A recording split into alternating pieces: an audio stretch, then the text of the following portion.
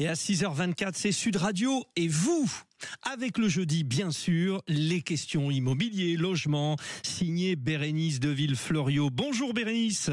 Bonjour Frédéric. Samedi 1er novembre, ça approche, c'est le prochain samedi, le début de la trêve hivernale. 5 mois de protection pour les locataires, mais aussi beaucoup de questions.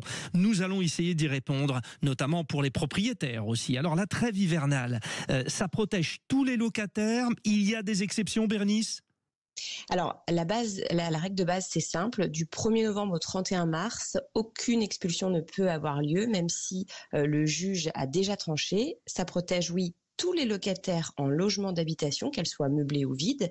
Mais attention, il y a des exceptions importantes. Les squatteurs ne sont pas protégés.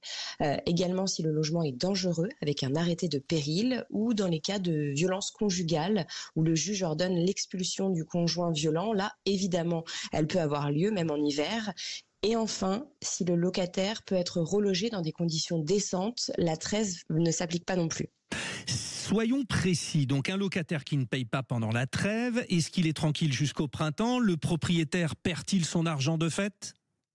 Alors non, c'est crucial de bien le comprendre. La trêve hivernale empêche l'expulsion physique, mais elle n'efface pas la dette. Tous les loyers restent dus euro par euro. Même pendant la trêve, le locataire a l'obligation de payer son loyer. D'ailleurs, le propriétaire peut et doit continuer ses démarches judiciaires pendant la trêve.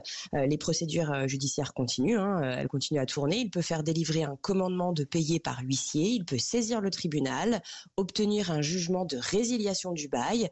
Toute la machine judiciaire tourne, c'est même recommandé parce que ces procédures sont très longues en France, parfois 8 à 12 mois.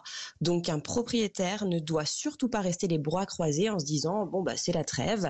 Il lance la procédure maintenant et le 1er avril, si rien n'est réglé, l'expulsion pourra s'exécuter immédiatement. Bérénice de Villefloriot, vous évoquiez les squatteurs. On en a parlé dans le Petit Matin Sud Radio en début de semaine. On a tous été choqués par cette dame de 73 ans à Nantes piégée par un squatteur qui l'a carrément mis en dehors de chez elle. La trêve hivernale, ça protège ces genres d'individus aussi ou pas ? Alors, normalement, non. Là, c'est vraiment un non catégorique et c'est vraiment important de le dire parce qu'il y a beaucoup de confusion sur le sujet. En fait, un squatteur, c'est quelqu'un qui entre par réfraction, par ruse, sans bail, sans autorisation. Et ce genre de personne ne bénéficie d'aucune protection de la trêve hivernale, zéro. Donc le propriétaire peut les faire expulser immédiatement, même en plein hiver.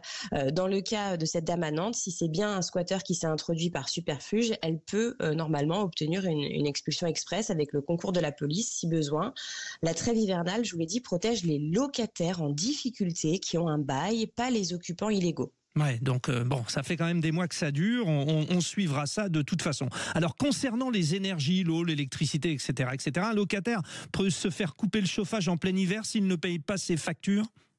Non, ça c'est une autre protection forte de la trêve hivernale. Du 1er novembre au 31 mars, aucune coupure totale d'électricité, de gaz ou d'eau n'est autorisée, même en cas de facture impayée. En revanche, et c'est une nuance importante, les fournisseurs d'énergie ont le droit de réduire la puissance. Concrètement, si vous avez un compteur de 6 kW, ils peuvent vous ramener à 3 kW. Ça reste suffisant pour s'éclairer, se chauffer, faire tourner le frigo, mais vous ne pourrez pas tout faire fonctionner en même temps. Alors il y a une exception, c'est pour les bénéficiaires du chèque énergie qui sont totalement protégés même contre cette réduction de puissance. Ils gardent leur électricité à 100% tout l'hiver. On évoquait les propriétaires. C'est la dernière question. Qu'est-ce qu'ils risquent ces propriétaires s'ils ne respectent pas la trêve hivernale ? Eh bien, ça veut dire qu'ils ne respectent pas la loi. Et la loi est très claire et très sévère. L'expulsion illégale pendant la trêve hivernale, c'est un délit pénal. Le propriétaire risque jusqu'à 3 ans de prison et 30 000 € d'amende. Donc, même si c'est frustrant d'avoir un locataire qui ne paye pas et qu'on doit attendre le 1er avril, il ne faut surtout pas prendre les choses en main, changer les serrures, couper l'eau ou l'électricité soi-même, mettre les affaires du locataire dehors. Tout ça, c'est strictement interdit et lourdement sanctionné.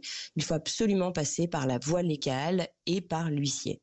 Voilà, c'est toujours très clair. Vous, la rédactrice en chef de Radio Imo, Bérénice de Villefloriot, chaque jeudi sur Sud Radio, on a eu les réponses. Bonne journée, Bérénice.